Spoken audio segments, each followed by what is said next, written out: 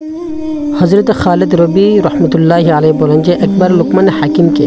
तार मालिक बोलें जे हे लुकमान आमादेर जोन्नो एकटी बकरी जबाई करे निये आसो एबं तार अंग प्रत्यंगेर मध्य होते जेटी सबचेये भालो एबं उत्तम गोस्तेर टुकरो ओगुलो निये आसो। लुकमान हाकिम रहमतुल्लाहि अलैहि बकरी जबाई करलेन एबं तार जिहबा एबं दिल निये मालिकेर सामने राखलेन। और किछुदिन पर मालिक हासबे मामूल लुकमान हाकिम के बोलें जे हे लुकमान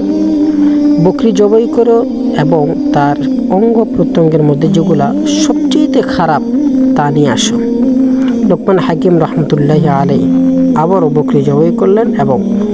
दिल एबं जबान अर्थात जिहबा एने मालिकेर सामने राखलेन। मालिक आश्चर्य हये जिज्ञासा करलेन हे लुकमान